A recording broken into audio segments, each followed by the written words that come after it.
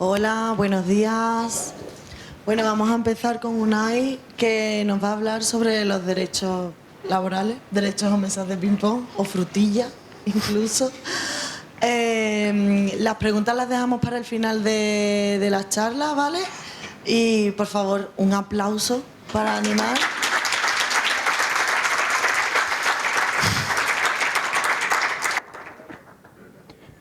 Bueno, antes que nada, muchas gracias a todos por venir y gracias a la organización por dejarme estar aquí para contaros esta movida.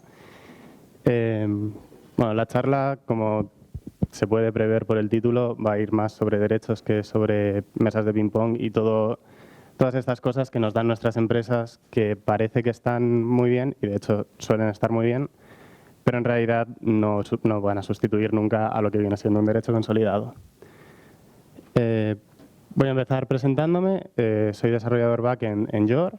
Es una empresa donde la verdad es que me tratan muy bien, me han pagado el viaje aquí. Jugamos todos los jueves un rato, hacemos un team building que jugamos a Among Us. Vamos, básicamente lo que tenéis todos, casi seguro. Flexibilidad horaria, tenemos trabajo remoto, en algunos sitios tienen trabajo híbrido, tal. Tengo un gato que es precioso y es la única cosa así más típica de una charla de informática que vais a ver aquí. No va a haber código ni nada parecido.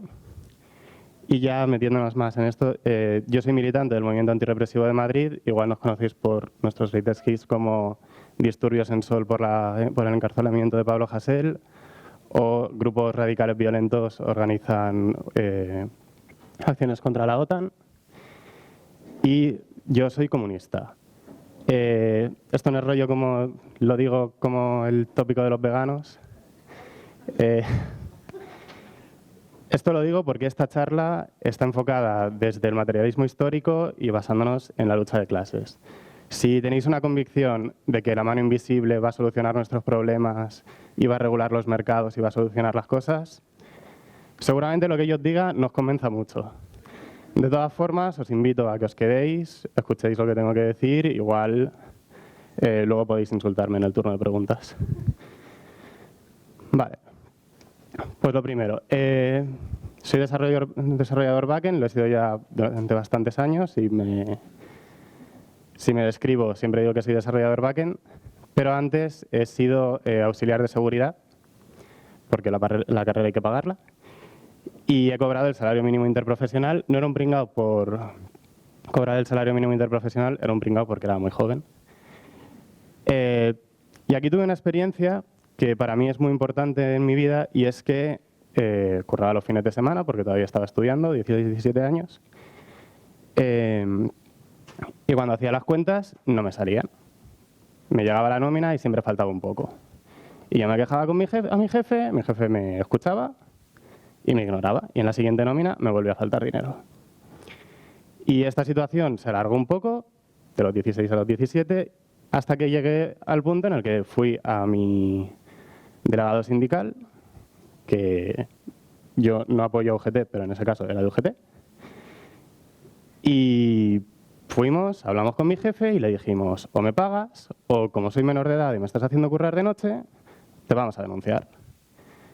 Y entonces, no es mucha pasta, pero en la siguiente nómina, en vez de 100 pavos, cobré 200. Y bueno, eso me enseñó que al final solamente hay una forma de tratar con las empresas y es una forma bastante agresiva. Porque nosotros, como los informáticos, somos un sector tremendamente privilegiado. Esta lista de cosas, excepto mesas de ping-pong, que lo he puesto por el título de la charla y la facilidad para encontrar trabajo, son cosas que me han ofrecido en LinkedIn durante el último mes. Lo de facilidad de encontrar trabajo es porque he tenido un montón de conversaciones para poder sacar estas cosas. Entonces, algo súper típico es que nos ofrezcan un horario flexible, unos salarios de locura. O sea, buscad una profesión que tenga salarios similares a los nuestros. ¿Qué quiero decir? No estoy hablando de panadero, estoy hablando de abogado. Y ni con esas. Muchas veces nos ofrecen trabajo remoto híbrido. El contrato fijo es prácticamente un por defecto. Formación, seguro médico, mesas de ping-pong entra bar, noches de no sé qué, te pagan los viajes, en fin, 1000 cosas que te hacen estar cómodo y te hacen estar bien, y la verdad es que son muy agradables. Y otra cosa que tenemos en el sector es eso, es la facilidad para encontrar trabajo. Es la facilidad para que si tenemos un problema en nuestro curro, en vez de pelearnos, digamos, bueno, pues me voy a otra empresa, voy a cobrar entre un 10 y un 20% más de lo que cobro ahora mismo, así que perfecto. Pero, ¿cómo de privilegiados somos? Seguimos siendo bastante privilegiados, pero todo lo que he tachado no está en nuestro contrato, prácticamente nunca.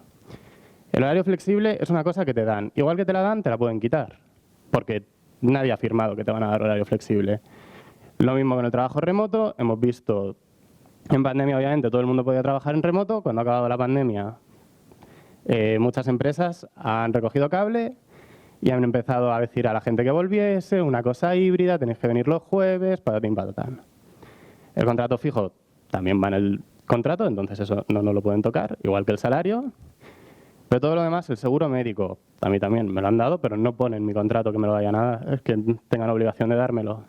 La formación y todo lo demás son cosas que nos van dando para que nos quedemos, para que estemos a gusto, para que nos creamos que la empresa se preocupa un montón de nosotros como persona, y no es así. Pero lo que sí que tenemos es que, a pesar de que tengamos una facilidad increíble para encontrar trabajo, tenemos una necesidad de encontrar trabajo. Y es que al final, los informáticos, la inmensa mayoría, hay capitalistas informáticos, no somos esa gente del imaginario que en cualquier momento estás a un paso de convertirte en Elon Musk, estás a un paso de convertirte en Jeff Bezos. O sea, esa gente, aparte de que todos vienen de familias ricas, etcétera, son casos completamente aislados. Nosotros tenemos muchísimo más en común con este señor, que según Google es un fresador, que con un multimillonario que está en el mundo tech. ¿Y por qué tenemos mucho más en común? Pues básicamente, esta es la definición estándar de proletariado, porque somos asalariados, que no tenemos medios de producción y que para existir, para poder sobrevivir, tenemos que vender nuestra fuerza de trabajo. Es decir, si yo no estoy día tras día currando, Elon Musk, si mañana deja de trabajar y deja de hacer pues, sus cosas, va a vivir él, va a vivir sus hijos y van a vivir sus nietos. Yo, si mañana decido parar, pues contando con los ahorros que tengo, igual dentro de 5 o 6 meses ya me echan del piso. Y bueno, pues eso nos convierte al final en clase obrera. Entonces, ¿por qué somos privilegiados? ¿Por qué? ¿Qué nos hace diferentes? ¿La tecnología es mejor que la panadería? ¿Hay algo que nos haga especiales y que haga que cobremos tanto? Y sí, hay algo que es que somos nuevos. Y entonces, ante todos los trabajos actualmente, menos el nuestro, hay un ejército que se encarga de, en el momento en el que tú quieres hacer algo en contra de la empresa o la empresa quiere que tú hagas algo y tú no quieres, hay un ejército que se puede asegurar de que tu vida pasa a ser mucho peor. De que te quedes sin casa, te empieza a costar encontrar pasta para comer, etc. Eso es el ejército industrial de reserva. Tú te pasas de listo, vienen estos señores y van a hacer que tengas un muy mal rato. Pero claro, esta foto es para el chiste, pero el ejército industrial de reserva es esto. El ejército industrial de reserva es toda esa gente que está en el paro, que necesita pagar el alquiler, que necesita comer, que necesita toda la mirada de cosas que tenemos que hacer pagando y que no pueden hacerlo, que están a punto de que se les acabe el paro, que directamente no tienen paro, que están esperando que cualquier empresa les dé un trabajo, por malo que sea, por malas que sean las condiciones, cualquier persona que esté en esa cola del INEM va a querer trabajar de eso. Entonces, nosotros somos tan privilegiados porque ahora mismo no existe ese ejército. Ahora mismo no hay una masa de informáticos buscando curro. Como mucho hay una masa de informáticos que, bueno, si me ofrecen mejores condiciones igual me cambio. Pero si mi empresa me dice que me quiere bajar el sueldo y yo le digo que ni de coña, no pueden despedirme y contratar a una persona más barata. Eso en el resto de sectores no es así. Y no es así porque son sectores que tienen mucha más solera que el nuestro y donde ya ha habido tiempo para que se vaya generando esto. De todas formas, esto es una situación que no va a durar demasiado. Y no va a durar demasiado porque el capitalismo ya tiene sus vías y la foto que os he enseñado antes, Elon Musk es un acto de propaganda en sí mismo de lo bien que se está en la informática. Y de hecho, todos nosotros también lo somos. O sea, nosotros vivimos muy bien por encima de la media de lo que es un trabajador estándar. Y eso hace que mucha gente quiera ser informático. Eso unido a los bootcamps, unido a que hay más plazas y cada vez hay más cursos y tal en las universidades, en los módulos. Si vais al INEM, yo la última vez que me pasé por allí, me ofrecieron, que estaba currando, era para otra cosa, pero me ofrecieron 50 cursos de informática. Y ese es el rollo, que cada vez más deprisa se está generando esa masa de informáticos que van a cubrir todos los puestos y va a llegar un punto en el que haya un informático más que puestos de trabajo de informáticos y ahí todo lo que tenemos se ha ido, bueno, no sé si puedo decirlo, ahora me están grabando, pero vamos, se ha ido al garete. Entonces, esto es matemáticas, como que rompe un poco el flujo de la charla, pero esto es una fórmula, es la fórmula básicamente de la revalorización del capital. Para simplificar, vamos a pensar que el capital es directamente pasta, lo de arriba es la inversión, lo de abajo es el retorno. El capital, o sea, lo que una persona con mucha pasta tiene, se divide en capital fijo y capital variable. El capital fijo, digamos que son, pues normalmente materias primas, son cosas que esa persona no tiene control sobre lo que cuestan. Si tú tienes una fábrica de neveras, el metal con el que se hace la nevera, el gas con el que se llena la nevera, el plástico, el cristal, todo eso, en realidad tú no tienes control de lo que cuesta. El proveedor te va a poner unos precios, se puede mover un poco, pero vamos, es lo que hay. Y lo otro es el capital variable, que es lo que el capitalista sí tiene control sobre ello. Y ese capital variable es, sobre todo, tu sueldo. El sueldo de todos nosotros está metido ahí, igual que el sueldo, todo lo que le cuesta dinero. Las mesas de ping-pong cuestan dinero, el que tengamos flexibilidad horaria, podemos decir que no, pero parece que también les toca el bolsillo. El que te paguen formación, el que te paguen un seguro médico, todo lo que cuesta dinero y pueden mover está ahí. Entonces, lo de abajo, C' es, después del trabajo, el capital que hay, que viene de la plusvalía que se genera, que es la P mayúscula esta, y lo que había antes. Entonces, en estas fórmulas, la cosa está en que solamente hay algo que puede cambiar, que es el capital variable, que es tu sueldo. Y lo que hemos visto históricamente, desde que la burguesía ascendió como clase dominante, es qué es lo que se ataca. Hostia, voy fatal de tiempo. Vale. Entonces, ¿para qué os he dado esta chapa? Pues básicamente para deciros, no es que vuestro jefe, que hoy en día es majísimo y tal, vaya a convertirse en un monstruo mañana y vaya a querer apretaros a muerte. Es que si hay dos empresas y una aprieta más a los trabajadores y la otra aprieta menos, una va a tener más beneficios y ahora mismo en esta sociedad de libre mercado una se va a comer a la otra y vais a acabar en la empresa que aprieta más. Entonces, ahora mismo nosotros estamos en la situación en la que podemos controlar un poco esto porque no nos pueden apretar porque nos vamos, pero en el futuro no vamos a estarlo. Entonces, vamos a pasar a ¿cómo de privilegiados somos? Pues con lo que os he contado, si os he conseguido convencer, seguramente los salarios altísimos se vayan y los contratos fijos, pues algunos tendrán, otros serán por obra y servicio. Ahí fuera, on the wild, los contratos no son siempre fijos. Lo que sí que nos vamos a quedar es con la necesidad de encontrar trabajo.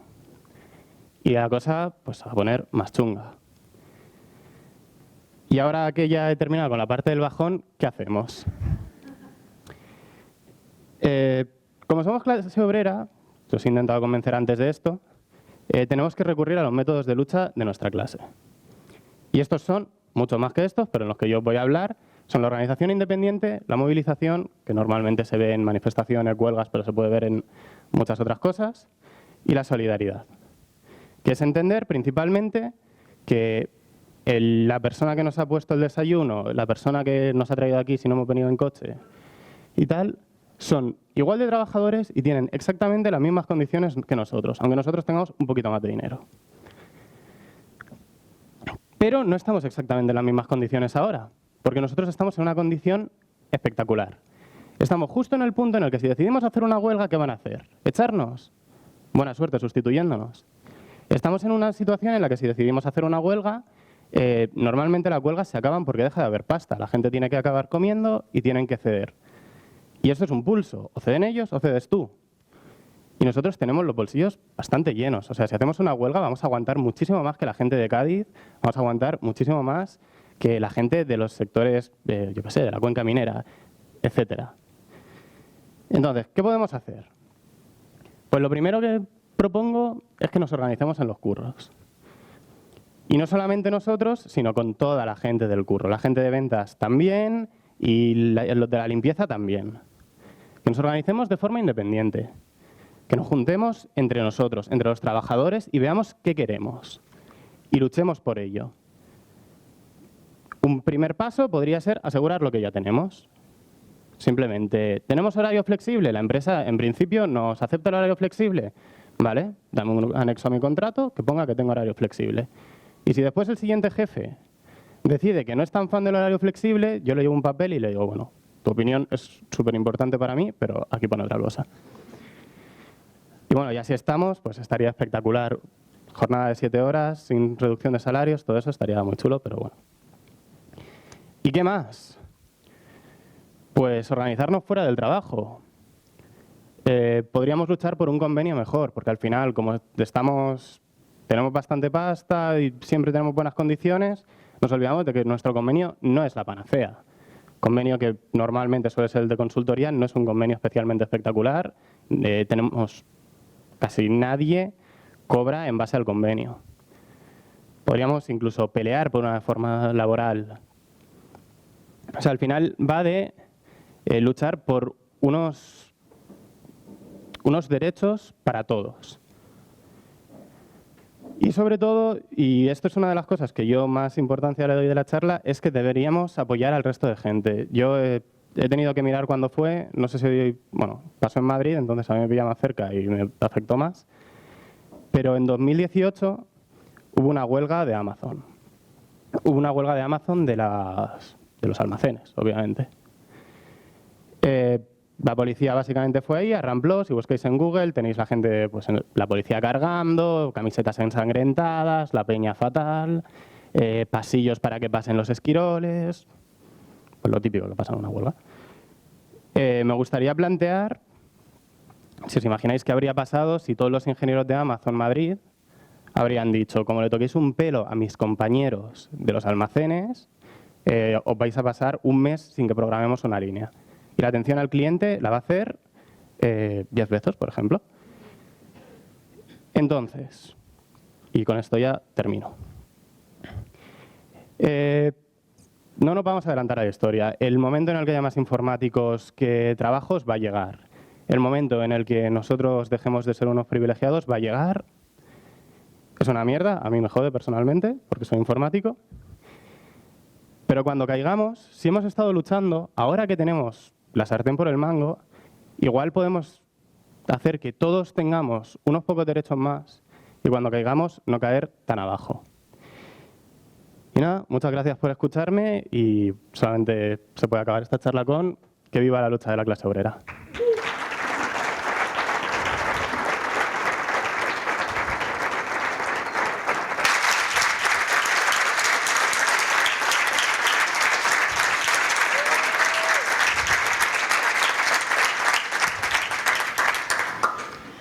Qué chula, ¿eh? Que preguntas, no insultos, ¿eh? ¿Y besos? Después en el pasillo, nena. ¿Quién había levantado la mano por aquí que me pilla más cerca y ahora voy para allá? Yo estoy en la comisión de trabajadores de mi empresa, en el comité de empresa o como se llame. Y desde el tema este de la inflación y tal, llevo pinchándoles para ver si nos organizamos y hacemos algo de pedir una subida de sueldo. Y ya no es que no tengan conciencia de clase los trabajadores de mi empresa, es que en el mismo comité de empresa me ignoran. Los que tendrían que tener la iniciativa me ignoran completamente. Entonces, cuando yo veo que ni siquiera los que se supone que están organizados se quieren organizar, o sea, yo acabo estando muy frustrado y al final siempre acabo llegando a la misma conclusión.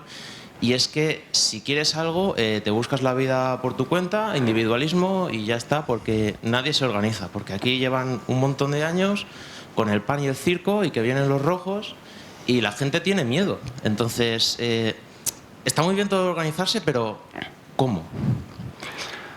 O sea, yo... Hostia. Ha subido el volumen, lo siento. O sea, yo los sindicatos están bien, pero tengo algunas reticencias sobre ellos, porque al final los sindicatos encorsetan el tipo de lucha que vayas a hacer. Bueno, me están grabando, pero bueno. Lo encorsetan en la legalidad. Vas a tener que... Esto va y viene. Entonces, yo no estoy tan por la estructura del sindicato y tengo que contar las cosas a la gente de esto. Yo la estrategia que intentaría seguir es coger donde toméis el café o donde comáis y habla con la gente. Y la gente, joder, o sea, si la gente hace la compra, a mí me ha subido la compra casi 40 pavos desde que empezó la guerra de Ucrania, porque hago compra mensual. Entonces, eso lo están viviendo. Si tú hablas con ellos y les dices, oye, ¿tú no notas que ahorran menos? ¿O no notas que al final de mes tienen menos pasta o que te cuesta más llegar a final de mes o tal? Y hablo un poco hay que hablar con la gente y es verdad lo que dices. O sea, ahora mismo estamos en un punto en el que la conciencia de clase y la conciencia general de la sociedad está fatal, está en mínimos históricos y hay que ir muy poquito a poco. Pero, desde luego, o sea, si ahora mismo unas personas tenemos una convicción de lo que está bien y de lo que hay que hacer, no va a ser mañana, pero hay que ir poco a poco organizando a la gente, júntate con la gente que sea más afín a eso, discute con todo el mundo, discute todo lo que haga falta, no pasa nada. Y igual, en algún momento, cuando la cosa empeore un poco más, la gente empieza a espabilar y dice, oye, este pavo que me estuvo hablando de esto y que quería juntarse, igual en ese momento sí que están más abiertos a escucharte y puedes hacer algo. Yo insisto, o sea, no tengo nada en contra de los sindicatos, nada muy concreto. O sea, tengo algo en contra de los sindicatos mayoritarios, no contra el sindicalismo como concepto. Pero bueno, en plan, eso, si consigues que la gente se mueva un poquito, igual podéis en algún punto, sin que pase por que el sindicato lo acepte, llegar a una conversación de decir, vale, ahora tenemos que ponernos, tenemos que pasar a la ofensiva y tenemos que conquistar algo, tenemos que pedir algo. Ni siquiera hace falta que lo conquistéis, con que lo pidáis ya es algo, ya es una mejora con respecto a lo que tenemos ahora mismo, que es la complacencia absoluta. Vale, como va un poquito mal de tiempo, esta va a ser la última pregunta. Creo que antes había otra, pero por el pasillo creo que Unai no tiene ningún problema con hablar con él. Bueno, yo no estoy en Discord, pero...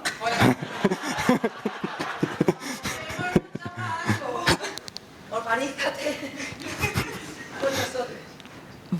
Bueno, muchas gracias por la charla muy, muy chula. Da gusto tener también estos espacios en conferencias como esta. Solo quería añadir una cosa. Has comentado mecanismos de colectivización.